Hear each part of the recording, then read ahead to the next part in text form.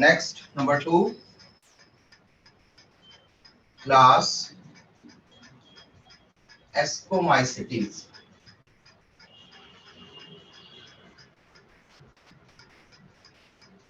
Okay, ascomycetes.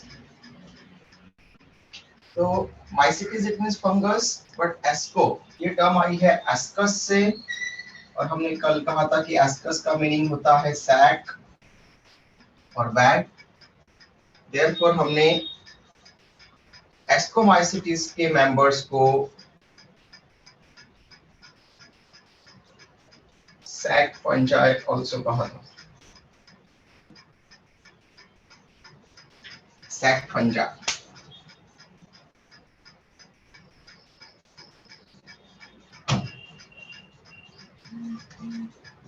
और इनके spores भी सैक लाइक स्ट्रक्चर में बनेंगे।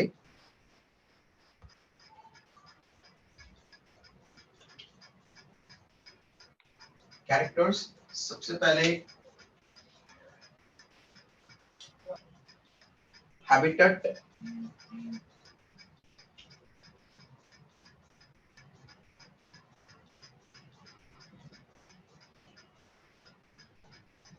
अब ये हमेशा ध्यान रखो कि फंगस को ग्रो होने के लिए थोड़ा सा मॉइस्चर जरूरी होता है और साथ में hot and humid environment.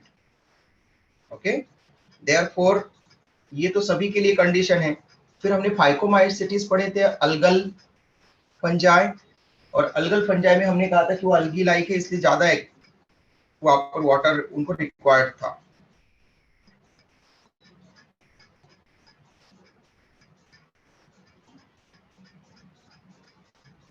Ascomycetes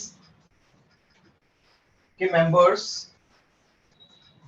ये आपको जहां जहां पर हॉट एंड ह्यूमिड एनवायरनमेंट मिल सकता है वहां पर ये आपको हॉट एंड ह्यूमिड एनवायरनमेंट ये सबके लिए कॉमन है,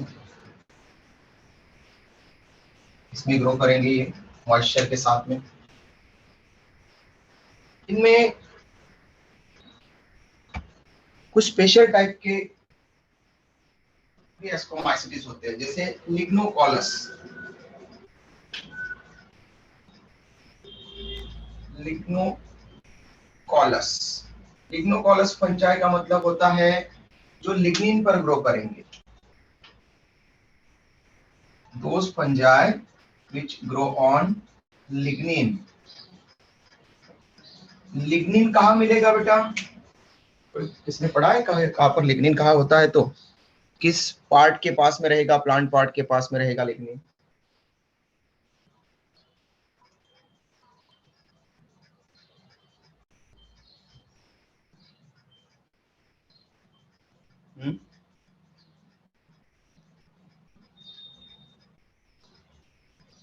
लिग्निन प्लांट के पास में रहता है, ये ध्यान रखना। प्लांट का कंस्टिट्यूएंट होता है एक लिग्निन, सेलुलोज के साथ में वॉल में मिल सकता है। लिग्नोसेलुलोजिक सेल वॉल मिलती है फ्लोएम के अंदर, जाइलम के अंदर। तो जाइलम में, जाइलम जो वाटर और मिनरल का ट्रांसपोर्ट करने में हेल्प करता है,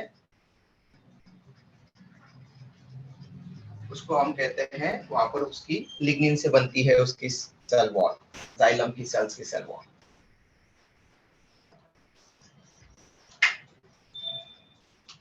तो लिग्निन मतलब कि प्लांट पार्ट के पास में मिल रहा है, तो वहां पर ग्रो करेगा लिग्नोकॉलस। ओके, लेकिन कुछ एस्कोमाइसिटीज स्पेशल टाइप के भी होते हैं।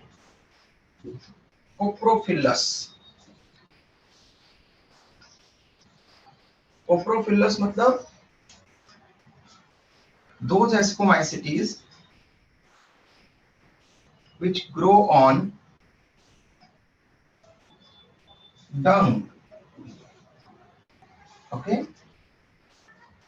तो जो कैटल का डंग होता है, काउ डंग जो है, गोबर जिसको हम बोलते हैं, वो उसके ऊपर भी कुछ फंजाई ग्रो कर सकते हैं, उनको बोलते हैं कॉप्रोफिलस फंजाई। वो भी एस्कोमाइसिटीज के मेंबर होते हैं। यहाँ पर एस्कोमाइसिटीज में एक और स्पेशल कैरेक्टर है कि सभी क्लासेस में ऑल मेंबर्स मल्टीसेलुलर होते हैं फंजाई के, एक्सेप्ट एस्कोमाइसिटीज। तो एस्कोमाइसिटीज में most of the member multicellular है, लेकिन यहाँ पर यूनिसेलुलर भी है। यूनिसेलुलर फंजाई, उनके ग्रुप को हम क्या नाम देते हैं?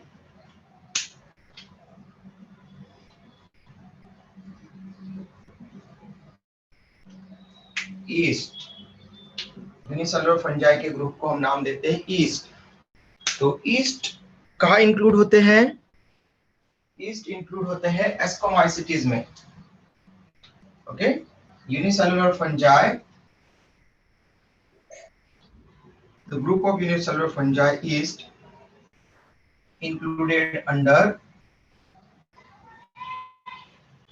class Ascomycetes. Okay, Ascomycetes class में ये इंक्लूड होते हैं, ये ध्यान रखना आप लोग।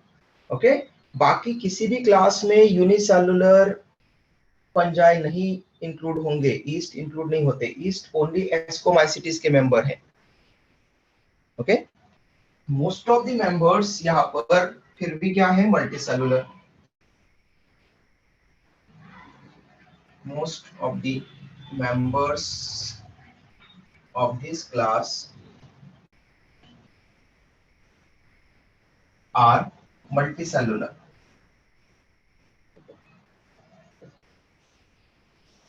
Okay, multicellular animals ज्यादा इस क्लास में, और बाकी कुछ वहां पर मेंबर्स यूनिसेलुलर भी है। तो ईस्ट सभी इंक्लूड हो गए एस्कोमाइसिटीज में। बाकी हम पढ़ते फाइकोमाइसिटीज, तो वहां पर ऑल मेंबर्स मल्टीसेलुलर है। बेसिडियोमाइसिटीज, तो ऑल मेंबर वहां पर मल्टीसेलुलर है। जो भी यूनिसेलुलर फंगस मिलेगा उसको हम एस्कोमाइसिटीज में रख देते हैं, क्योंकि वो एस्कोमाइसिटीज के मेंबर।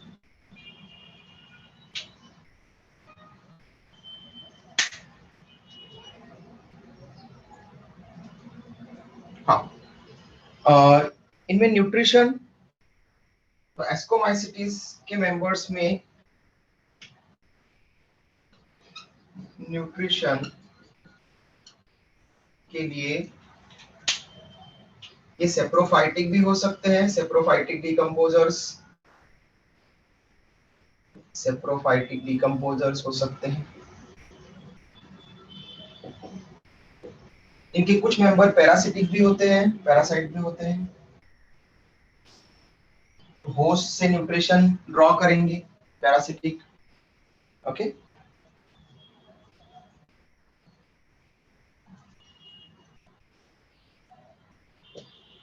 इस तरह का न्यूट्रिशन मिलेगा।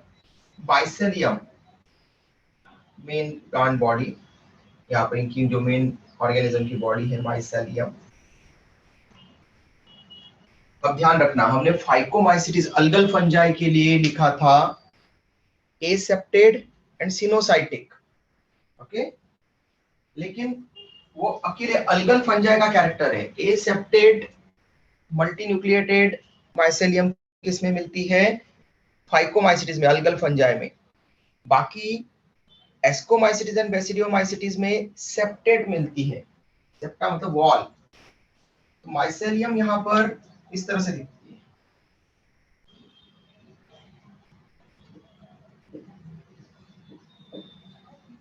ओके, और इवन ऐसे होने के साथ साथ में उसमें ब्रांचिंग भी दिखता है माइसेलियम में।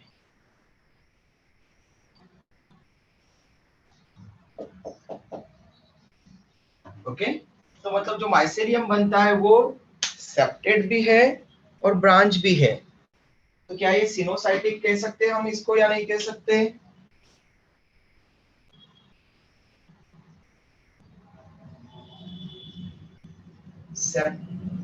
यहाँ पर सेप्टा प्रेजेंट है, तो क्या ये माइसेलियम सिनोसाइटिक है या नहीं है? नो।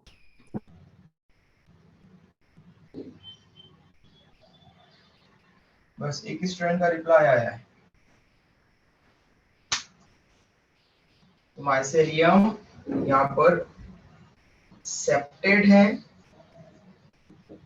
ब्रांच्ड है, branched and septate mycelium.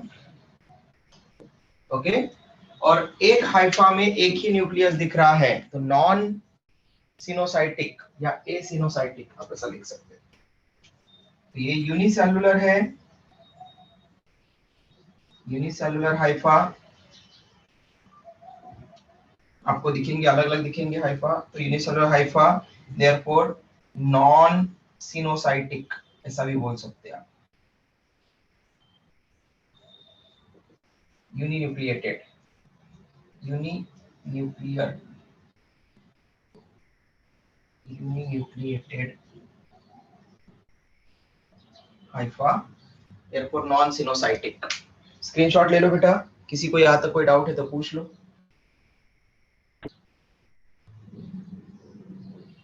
Sir yes बेटा।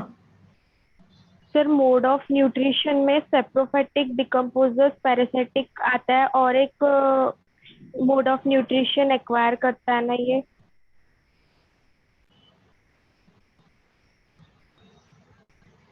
कौन सा और कौन सा?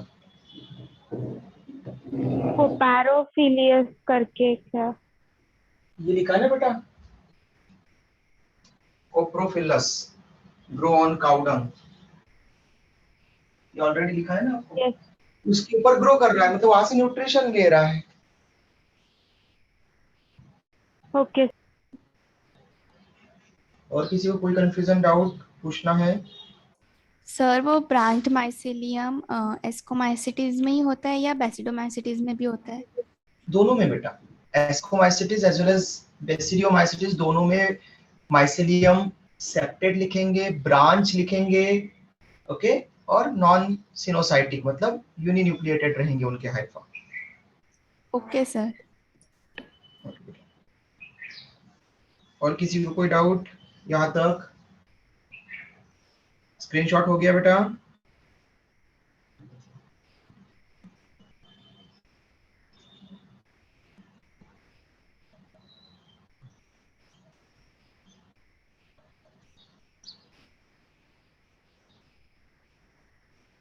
Yes sir. ओके, माइसेलियम के बाद में फ्रूटिंग बॉडी। अब फ्रूटिंग बॉडी के अंदर ओनली सेक्सुअल स्पोर बनते हैं, तो सबसे पहले हम फिर स्पोर्स के बारे में पढ़ लेते हैं फिर कि एस्कोमाइसिटिस के मेंबर में स्पोर कैसे होते हैं, क्योंकि सेक्सुअल स्पोर पढ़ेंगे तो उसमें फ्रूटिंग बॉडी का इंक्लूड हो जाएगा।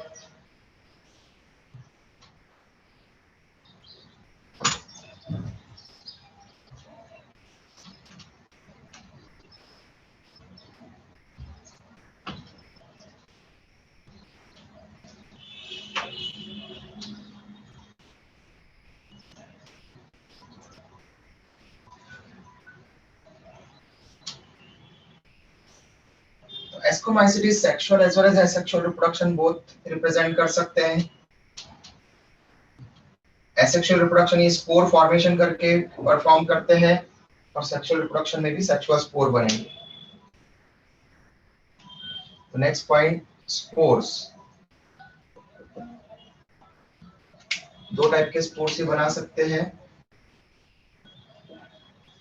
asexual spores of Ascomycetes sect fungi are called as conidia। Okay, mostly ज्यादातर कोनिडिया होते हैं, लेकिन कुछ मेंबर्स में उडिया, ओके, और कुछ में स्पोरेंजियोस्पोर्स, स्पोरेंजियोस्पोर्स ऐसे टाइप के भी स्पोर्स मिलते हैं। उनमें सबसे मोस्ट कॉमन है कोनिडिया। ज्यादातर मेंबर्स में कोनिडिया स्पोर्स बनते हैं, ओके, लेकिन कुछ मेंबर्स में डिफरेंट टाइप के स्पोर्स भी बनते हैं जिनको उडिया, स्पोरेंजियोस्पोर्स ये नाम देते हैं। while sexual spores जो गैमेट के फ्यूजन के बाद में बनेंगे और फिर उसके बाद में उनमें मियोसिस होगा वहां पर फ्रूटिंग बॉडी के अंदर, तो उससे बनने वाले जो सेक्सुअल स्पोर्स हैं ये सेक्सुअल स्पोर्स को कहते हैं।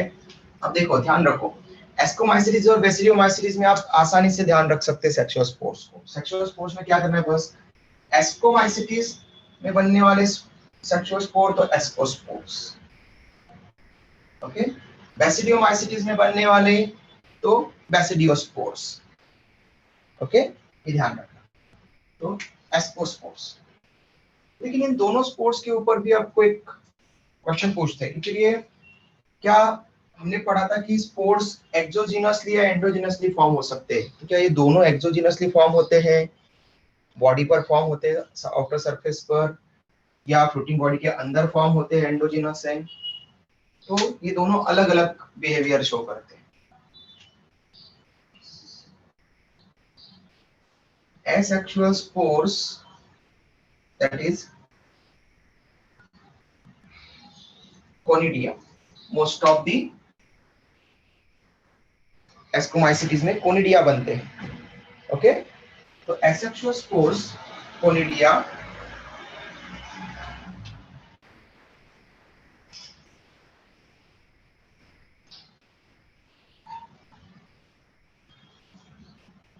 are produced on outer surface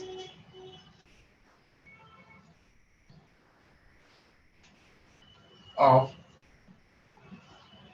ascomycetes.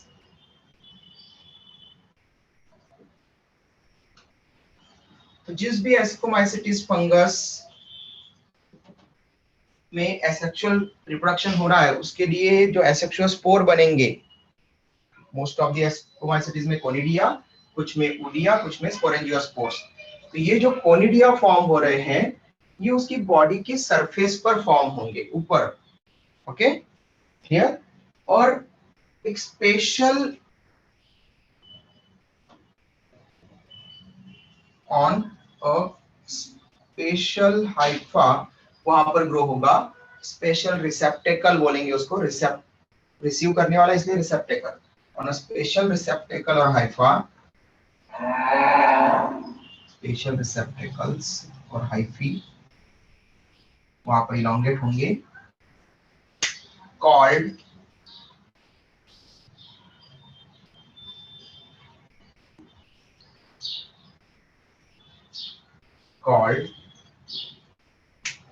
अगर कोनिडिया बन रहा है तो कोनिडियोफोर,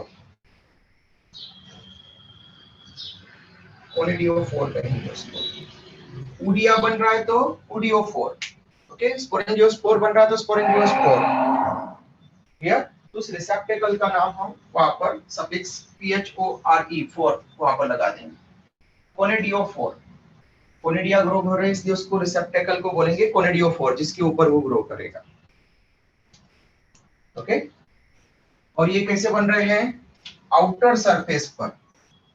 आउटर सरफेस पर बन रहे हैं मतलब ये स्पोर्स कैसे हैं, एक्सोजीनसली प्रोड्यूस।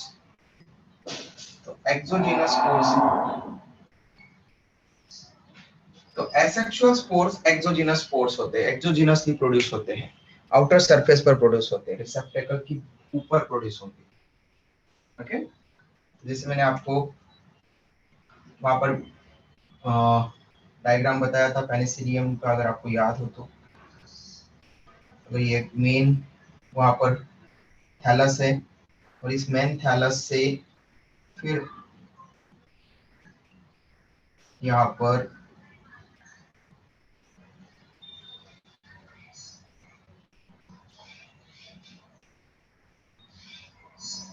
ये डिफरेंट रिसेप्टेकल्स यहाँ से और आगे ग्रो कर रहे हैं, और ये डिफरेंट रिसेप्टेकल्स पर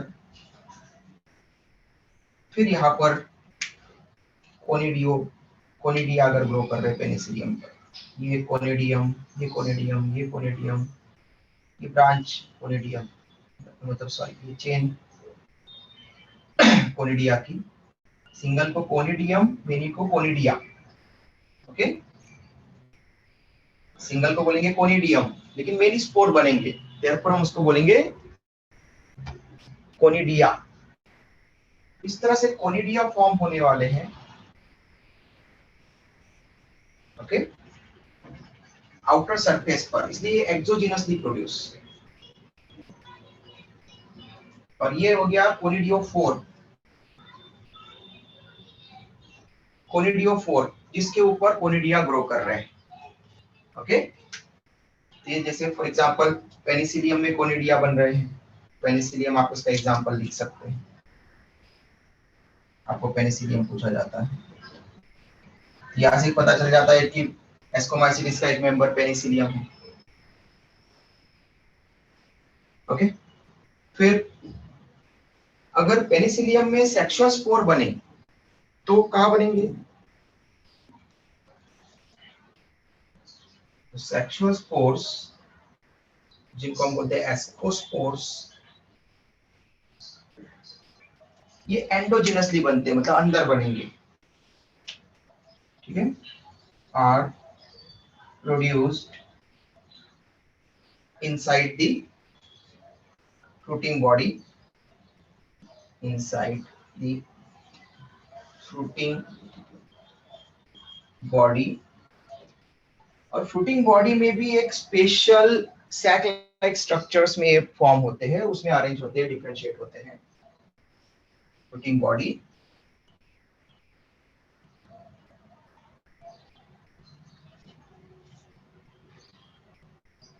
in sac like structures, in sac like structures called asci। Single को बोलते हैं एस्कस, मेनी को प्लूरल टर्म है एस्काई। ओके, एस्काई के अंदर सिंगल होता है एस्कस, एस्काई, इसलिए इनको एस्कोस्पोर्स बोलते हैं। और ये कहाँ बन रहे हैं? इनसाइड द फ्रूटिंग बॉडी, और उसमें भी एस्काई के अंदर। देयरफॉर ये कैसे प्रोड्यूस हो रहे हैं? एंडोजिनसली, अंदर प्रोड्यूस हो रहे हैं। तो एंडोजिनस स्पोर्स होते हैं, अंदर बनते हैं। ओके, तो जैसे ये एक एस्कस बना दिया हमने।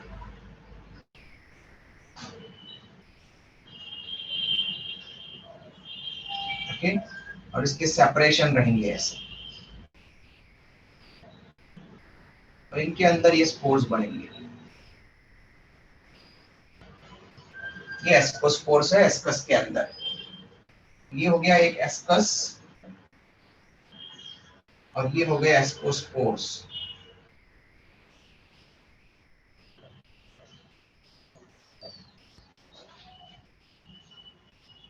ओके, है ना? ऐसा लग रहा है कोई कि पी पॉट जैसा स्ट्रक्चर बनाया हमने, मटर की फली जैसा स्ट्रक्चर बनाया है।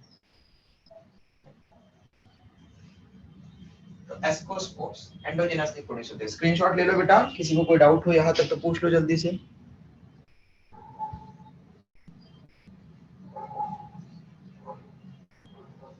सर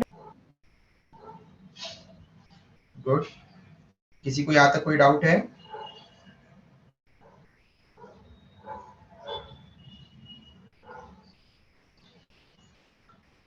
ओके गुड, किसी का कोई रिप्लाई नहीं है, मतलब कोई डाउट नहीं है। अब इसके ओनली एग्जांपल्स हमको नोट करना है।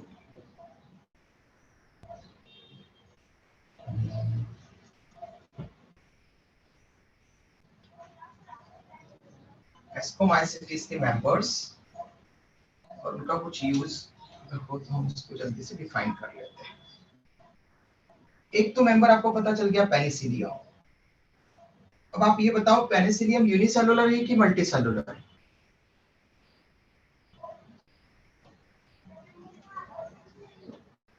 आप बताओगे सर हमको नहीं पता, हमने नहीं पढ़ा।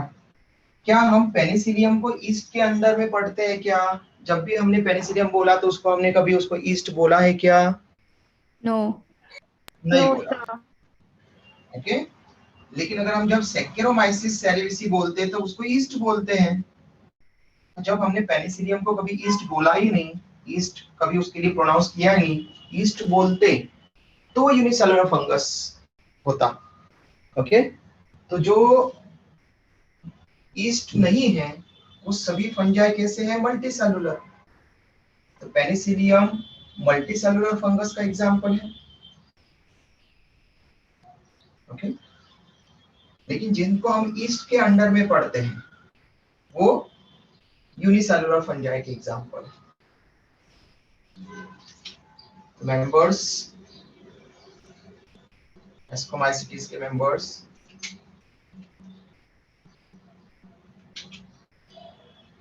पेनिसिलियम,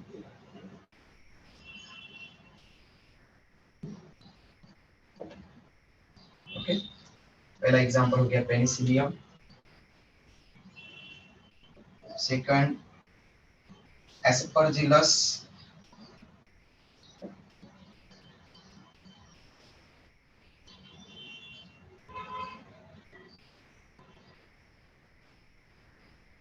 क्लेविसेप्स, ओके, ये मल्टी सेलुलर के एग्जांपल हो गए। अब यूनिसेलुलर के एग्जांपल लिखते हैं हम। सेक्केरोमाइसिस, सेक्केरोमाइसिस, और नेक्स्ट न्यूरोस्पोरा,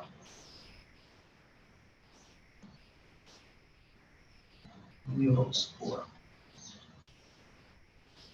ओके। ये सभी जीनस है इसलिए इनको फर्स्ट लेटर केवल कैपिटल, बाकी सब स्मॉल लिखना है आपको। न्यूरोस्पोरा। अब इनके सभी यहाँ पर जो एग्जांपल दिए उनका कुछ ना कुछ यूज है, ओके। लाइक पेनिसिलियम, पेनिसिलियम के बारे में हम क्या जानते हैं? पेनिसिलियम मल्टीसेलुलर फंगस है, ये तो आपने पता कर ही लिया, लेकिन इसका यूज क्या है? तो पेनिसिलियम नोटेटम, इस फंगस से अलेक्जेंडर फ्लेमिंग, इस साइंटिस्ट ने सबसे पहले एक केमिकल ड्रॉन किया था, एक केमिकल आइसोलेट किया था, ओके, और उसको नाम दिया था उसने पेनिसिलिन। और ये पेनिसिलिन एंटीबायोटिक, फर्स्ट एंटीबायोटिक, पहली बार कोई एंटीबायोटिक जो केमिकल डिस्कवर किया गया, फर्स्ट एंटीबायोटिक वो पेनिसिलिन था, जो फंगस पेनिसिलियम नोटेटम से आइसोलेट किया अलेक्जेंडर फ्लेमिंग, ओके। एंटीबायोटिक मतलब ये माइक्रोब्स के अगेंस्ट लड़ता है, डिसीज कॉजिंग जो माइक्रोब्स होते हैं उनके अगेंस्ट लड़ता है। तो वहां पर माइक्रोब्स में bacteria, unicellular protist, unicellular algae, ठीक है, और यूनिसेलुलर फंजाई, ये सभी आते हैं माइक्रोब्स पे, वहां पर वायरसेस। एंटीबायोटिक है मतलब किसी लिविंग के अगेंस्ट में वर्क करेगा। Antibiotic, anti means opposite, against में, बायोस मतलब लिविंग, तो किसी लिविंग, एक लिविंग से निकाला गया प्रोडक्ट जो दूसरे लिविंग के अगेंस्ट में वर्क करता है उसको बोलते हैं एंटीबायोटिक, ओके।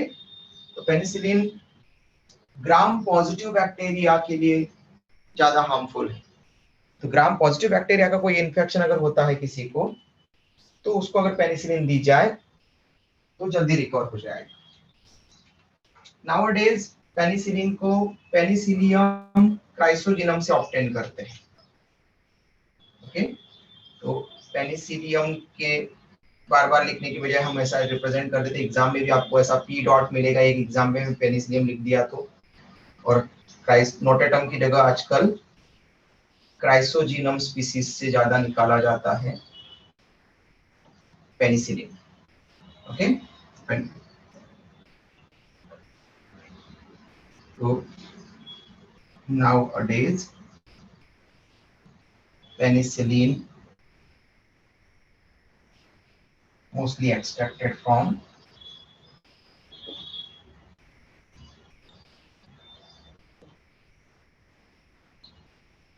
Penicillium chrysogenum. फिर सेकंड हमने लिखा एस्परजिलस, तो एस्परजिलस नाइगर, ओके। ये कुछ केमिकल बना देता है, ओके। उनमें से एक केमिकल है ascorbic acid, vitamin C, okay, produces some chemicals, okay, for example ascorbic acid, और एस्कॉर्बिक एसिड आप लोग विटामिन में पढ़ चुके हो, तो एस्कॉर्बिक एसिड विटामिन सी का बायोकेमिकल नेम है। ओके, विटामिन सी को हम बोलते हैं एस्कॉर्बिक एसिड। तो यहाँ से विटामिन सी भी मिल सकता है हमको एस्परजिलस नाइगर से। ओके, अदर दूसरे न्यूट्रिएंट्स भी मिलते हैं, लेकिन मेजर हम लिख रहे हैं यहाँ पर। क्लेविसेप्स पर्प्यूरिया, क्लेविसेप्स की एक स्पीसीज है पर्प्यूरिया,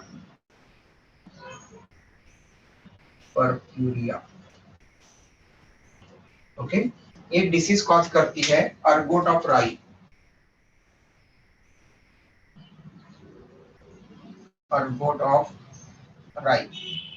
ओके, राई, राई जिनको मोहरी भी बोला जाता है मराठी में, वो किसी भी चीज को मतलब ऐसा फ्राई वाई करते हैं ना, तड़का लगाते हैं ना, तो उसमें डालते हैं वहां पर राई।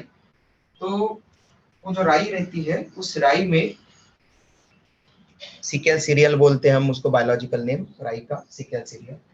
तो राई में इस फंगस के कारण एक डिसीज हो जाती है जिसको हम बोलते हैं अर्गोट डिसीज। तो अर्गोट ऑफ राई, अगर ऐसी राई जिसमें अर्गोट है, फंगस लगा हुआ है, उसको अगर कोई ह्यूमन बीइंग खा ले तो ब्लाइंड हो सकता है। ओके, ब्लाइंडनेस उसमें मतलब विजन इम्पेयरमेंट उसमें हो सकती है। ओके, अर्गोट ऑफ राई may cause vision impairment in human beings. Okay, लेकिन इसी से क्लेविसेप्स पर्प्यूरिया को आजकल उससे कुछ मेडिसिन बनाई जाती है। ओके, आजकल इसको मेडिसिन के लिए यूज किया जाता है, मेडिसिन बनाने के लिए यूज किया जाता है। तो आपको ये भी आ सकता है अर्गोट ऑफ राई, या फिर इसका पर्पस भी आ सकता है गाय के लिए। सेक्रोमाइसिस सेरेविसी तो हम बहुत बार पढ़ चुके हैं कि ब्रेड बनाने में, फर्मेंटेशन करवाने के लिए बहुत यूज होता है।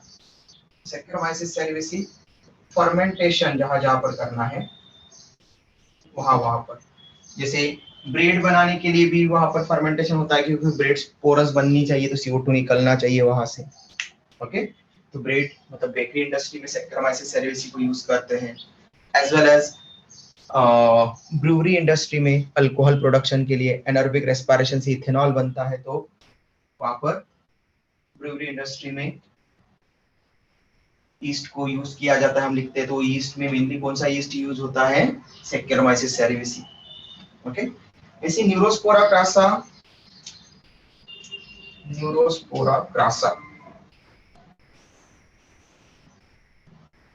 पूरा नाम इसलिए बता रहा हूं मैं आप लोगों को वहां पर न्यूरोस्पोरा, क्योंकि कभी कभार एन डॉट क्रासा लिख देते हैं, इसलिए अगर आपको स्पीसीज भी पता रहेगी तो आप वहां पर पहचान पाएंगे फिर उनको कि एन डॉट क्रासा लिखा है मतलब वो न्यूरोस्पोरा क्रासा को रिप्रेजेंट कर रहा है। पी डॉट क्राइसोजिनम लिख रहा है, पी डॉट नोटेटम लिख रहा है मतलब पेनिसिलियम को लिख रहा है, ए डॉट नाइगर लिख रहा है मतलब एस्परजिलस नाइगर को लिख रहा है। ये स्पीसीज इनकी ही है, किसी और की नहीं है, फिर दूसरे की कॉमन नहीं। न्यूरोस्पोरा क्रासा ये ऐसा ईस्ट है जिसको बायोकेमिकल एनालिसिस के लिए और जेनेटिक्स में हम पढ़ेंगे, वहां पर जेनेटिक्स में भी यूज किया जाता है, जेनेटिक्स के लिए वहां पर इनहेरिटेंस कैसे होता है। तो ये हैप्लॉइड फंगस है न्यूरोस्पोरा क्रासा। तो पहले हैप्लॉइड ऑर्गेनिज्म में कैसा बिहेव करता है कोई भी कैरेक्टर, वो पास हो रहा है या नहीं हो रहा है कैरेक्टर, वो पता करते हैं, फिर डिप्लॉइड ऑर्गेनिज्म पर एक्सपेरिमेंट करते हैं। ओके, तो ये क्या है, haploid fungus used for biochemical and genetical analysis, biochemical and genetical analysis। Okay बेटा, स्क्रीनशॉट ले लो, ये क्लास एस्कोमाइसिटिस कंप्लीट हो जाता है। किसी को पूरी क्लास में कोई प्रॉब्लम हो तो पूछ लो, अदरवाइज हम नेक्स्ट बेसिडियोमाइसिटिस पढ़ते हैं, ये बहुत ही छोटा है फिर।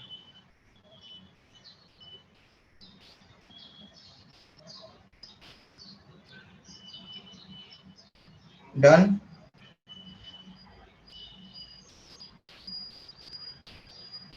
सर यस सर यस बेटा। सर ये जो फोर्थ और फिफ्थ वाला है वो मल्टी सेल्यूलर है। फोर्थ और फिफ्थ वाला नहीं, फोर्थ और फिफ्थ वाला यूनिसेलुलर बोला ना बेटा, Saccharomyces and Neurospora crassa, yeast है ना बेटा वो, ईस्ट मतलब unicellular, first second third multicellular है।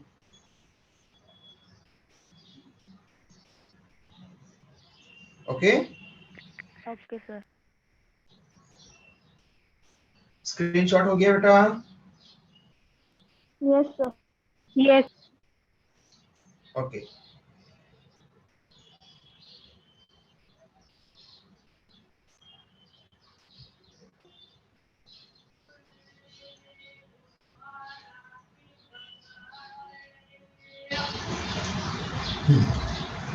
अब एस्कोमाइसिटिस में आप मोरल्स एंड ट्रफल्स इनको भी इंक्लूड कर सकते हैं। मोरल्स एंड ट्रफल्स डेलिकेसीज के लिए यूज करते हैं। ओके, थोड़ा बहुत वहां पर कोई भी फूड अगर हम सर्व कर रहे हैं उसके साथ में इनको डेलिकेसीज के साथ में भी इनको भी सर्व कर दिया जाता है कभी कभार। वहां पर इनको आजकल बहुत यूज किया जाता है, मोरल्स एंड ट्रफल्स। ओके, ये भी एस्कोमाइसिटिस सैक फंजाई के मेंबर है।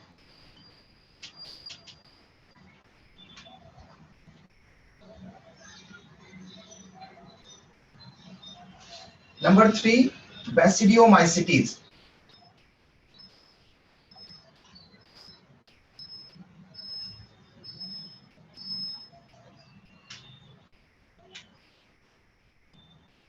Number 3 class, Basidiomycetes.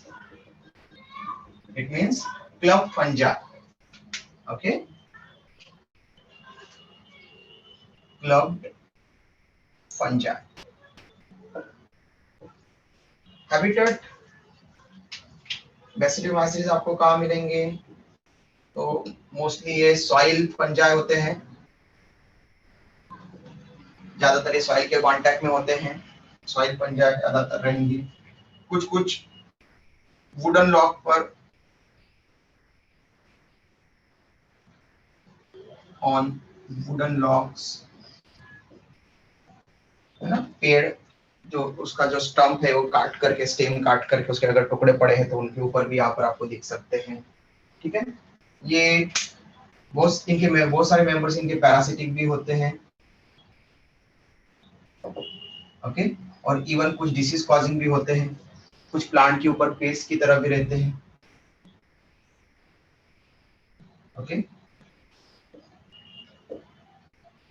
पैरासाइट में ये ज्यादातर पेस्ट के फॉर्म में होते हैं, प्लांट के ऊपर अगर होंगे तो। इनके मेन मेंबर्स में मशरूम्स, यहाँ पर इनमें कॉमनली मशरूम्स, सभी मशरूम्स को आप बेसिडियोमाइसिस में इंक्लूड करेंगे। Okay, puff balls, bracket fungi. Okay, ऐसे जो कॉमन नेम आपको अगर वहां पर दे दिए गए कि ये किसमें इंक्लूड होते हैं, तो ये सभी बेसिडियोमाइसिस के मेंबर्स हैं।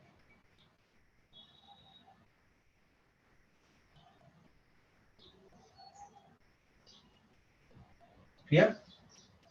अब नेक्स्ट यहाँ पर मेजर पॉइंट्स को हम डिस्कस करेंगे कि इनकी माइसेलियम कैसे रहती है, कैसी होगी बेटा। एस्कोमाइसिटिस में बताया था कि बेसिडियोमाइसिस की सेम रहती है। It means septate. अगर आपने एस्कोमाइसिटिस अगर पता चल गया है तो उसके बेसिस पर ही आप कंपेयर करके इसमें बता सकते हो। तो माइसेलियम सेम है दोनों में, सेप्टेट, ब्रांच्ड, नॉन सिनोसाइटिक, मतलब uninucleated, non coenocytic, uninucleated cells मिलेगी इसमें, यूनिन्यूक्लिएटेड सेल्स।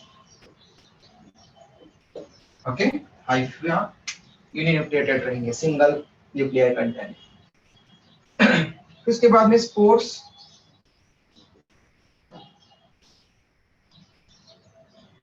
स्पोर्स तो एसेक्सुअल स्पोर्स जनरली absent, मतलब ये मोस्टली कैसे रिप्रोडक्शन करता है, सेक्सुअल स्पोर बना करके, ठीक है। लेकिन फिर क्या ये एसेक्सुअल रिप्रोडक्शन करता ही नहीं? तो हमने कहा था एसेक्सुअल रिप्रोडक्शन फंजाई में दो तरह से हो सकता है, ओके, या तो एसेक्सुअल स्पोर फॉर्मेशन करके, तो ये तो नहीं बना रहा है। फिर दूसरे टाइप का हमने पढ़ा था वेजिटेटिव रिप्रोडक्शन करके, है ना, fish and frog both are buddies, ऐसा पढ़ा था ना हमने, फिशन, फ्रेगमेंटेशन एंड बडिंग, इनसे हो सकता है। तो ये क्या ये वेजिटेटिव रिप्रोडक्शन करते हैं, ये absent, okay, but asexual reproduction कैसे होगा, वेजिटेटिव रिप्रोडक्शन में ये वेजिटेटिव रिप्रोडक्शन शो करेंगे, और वेजिटेटिव रिप्रोडक्शन कैसा होगा, फ्रेगमेंटेशन से, बाय फ्रेगमेंटेशन। तो फ्रेगमेंटेशन यहाँ पर होगा, और फ्रेगमेंटेशन मेथड से ये रिप्रोड्यूस करेंगे, okay. Asexual reproduction, sexual reproduction में ये सेक्सुअल स्पोर बनाएंगे, और सेक्सुअल स्पोर्स को हम बोलेंगे बेसिडियोस्पोर्स, क्योंकि ये फ्रूटिंग बॉडी में बेसिडियम पर फॉर्म होंगे, ओके। जो रिसेप्टेकल होगा यहाँ पर बेसिडियोफोर, और उस बेसिडियोफोर के ऊपर ये फॉर्म होंगे।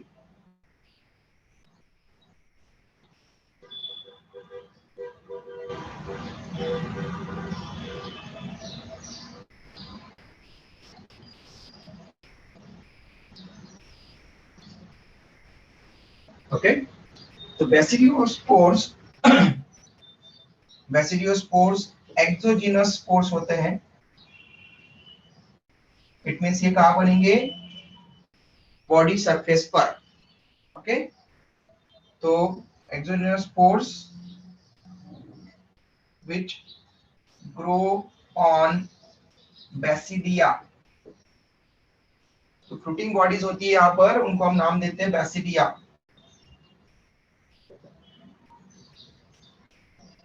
फ्रूटिंग बॉडीज बेसिडिया, सिंगल को बोलेंगे बेसिडियम, ओके। और एक बेसिडियम पर एक मियोसिस डिवीजन करके 4 बेसिडियोस्पोर्स बन सकते हैं, ओके, क्लियर। तो एक बेसिडियम पर मियोसिस डिवीजन करके 4 बेसिडियोस्पोर्स फॉर्म हो सकते हैं उसकी बॉडी पर, क्लियर है। यहां तक का स्क्रीनशॉट ले लो बेटा जल्दी से।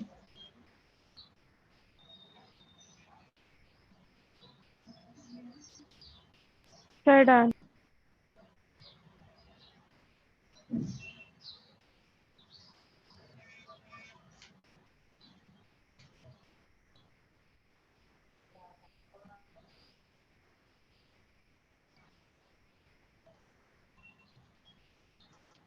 तो ये जो बेसिडिया है वो फ्रूटिंग बॉडीज को रिप्रेजेंट कर रहे हैं, हम इसलिए बोल रहे हैं क्योंकि ये वहां पर फ्रूटिंग बॉडीज के अंदर है।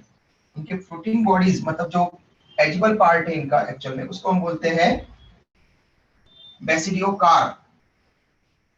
तो ये बेसिडियोकार्प में बन रहे हैं, लेकिन इनके पास में सेक्सुअल स्पोर बन रहे हैं, लेकिन इनके पास में सेक्सुअल ऑर्गन अब्सेंट होते हैं, ये याद रखना। सेक्सुअल स्ट्रक्चर, सेक्सुअल स्ट्रक्चर अगर अब्सेंट है तो फिर ये गैमेट कौन बनाएगा इसमें, बताओ। सेक्सुअल स्ट्रक्चर अगर अब्सेंट है तो गैमेट कौन बनाएगा? हमने कुछ पढ़ा था गैमेटेंजिया, किस स्ट्रक्चर को हमने गैमेटेंजिया कहा था बेटा? सेक्सुअल स्ट्रक्चर्स मतलब male reproductive structure, female reproductive structure, sexual structures are absent in Basidiomycetes। और यहां पर फिर वेजिटेटिव हाइफी, 2 वेजिटेटिव हाइफी आपको डिपेंड करेगा, या अगर वो डायोशियस है, अगर फंगस डायोशियस है मतलब उसमें मेल और फीमेल फंगस अलग अलग होता है, दो अलग अलग है, तो दो अलग अलग स्ट्रेन है उसमें, तो इसलिए फिर उनके दोनों के अलग अलग इंडिविजुअल से एक एक वेजिटेटिव हाइफ आ जाएगा, ओके, फ्यूज होने के लिए।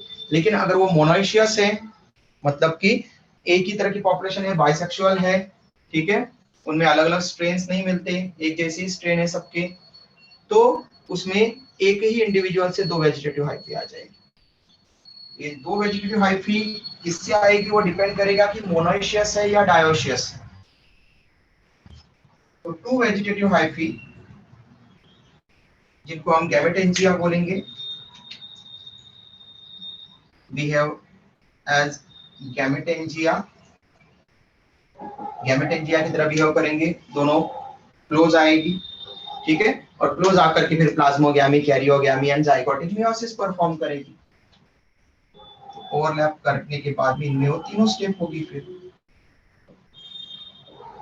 प्लाज्मोगैमी, कैरियोगैमी और जाइगोट बनने के बाद में जाइगोटिक मियोसिस। जब जाइगोटिक मियोसिस हो रहा है, मियोसिस, तो मियोसिस में एक पेरेंट सेल से कितनी डॉटर सेल्स बनती है बेटा मियोसिस कंप्लीट होने पर? 4। फोर, फोर बेटा, टू नहीं, टू माइटोसिस में बनती है। फोर, जिन जिन लोगों ने फोर आंसर दिया करेक्ट है, जिसने टू आंसर दिया बेटा वो करेक्ट कर लो। माइटोसिस में टू बनती है एक पेरेंट सेल से, टू डॉटर सेल्स। मियोसिस में एक पेरेंट सेल से फोर डॉटर सेल्स बनती है। तो इसीलिए एक जाइगोट से फोर स्पोरेंजियोस्पोर्स बनेंगे, फोर बेसिडियोस्पोर्स बनेंगे, ओके, फोर बेसिडियोस्पोर्स। और ये बेसिडियोस्पोर्स किसके ऊपर बन रहे हैं? On basidia. एक बेसिडियम के ऊपर चार बनेंगे, ऐसे जो डिफरेंट बेसिडिया है उनके ऊपर। और बेसिडिया किसका पार्ट है? बेसिडियोकार्प का। बेसिडियम बेसिडियोकार्प का पार्ट है, और बेसिडियोकार्प मतलब फ्रूटिंग बॉडी। एक्चुअल में फ्रूटिंग बॉडी बेसिडियम नहीं है, बेसिडियोकार्प है, ओके, ये ध्यान रखना। तो बेसिडियोकार्प से रिलेट करती है, वहां पर फ्रूटिंग बॉडी पर वहां पर प्रेजेंट होती है बेसिडियम, और बेसिडियम पर बनते हैं फिर बेसिडियोस्पोर्स। इसलिए हमने कहा उसकी बॉडी पर बन रहे हैं, ऊपर बन रहे हैं, ठीक है, आउटर सरफेस पर बन रहे हैं, इसलिए एक्सोजीनस स्पोर्स है बेसिडियोस्पोर्स। क्लियर हुआ बेटा? यहाँ पर इसमें कोई डाउट हो तो आप पूछ सकते हैं। सबको क्लियर है ये? किसी को भी डाउट हो तो अभी पूछ लो।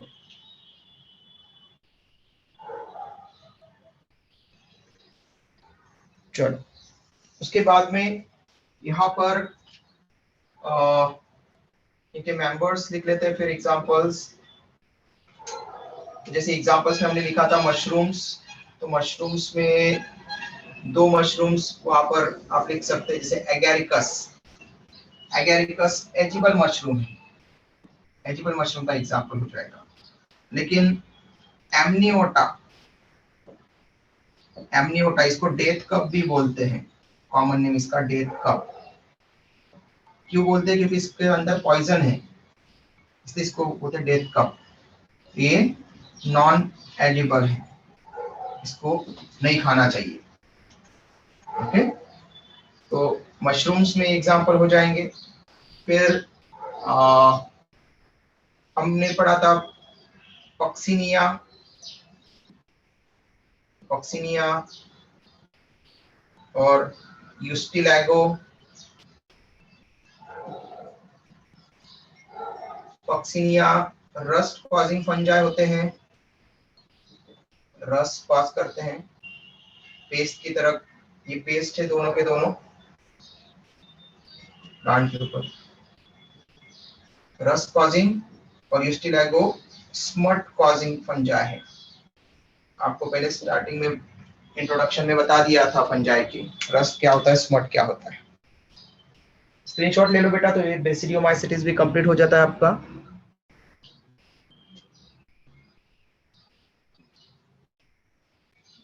आज के लेक्चर में किसी को कोई डाउट है?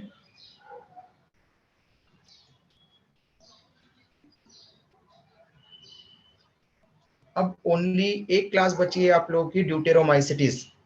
ओके, वो हम कल कंप्लीट करेंगे, और कुछ फंगस के ऊपर कुछ पॉइंट्स भी एक्स्ट्रा मैं आपको बताऊंगा, कुछ डिसीजेस से रिलेटेड, कुछ फेमाइन से रिलेटेड। ओके,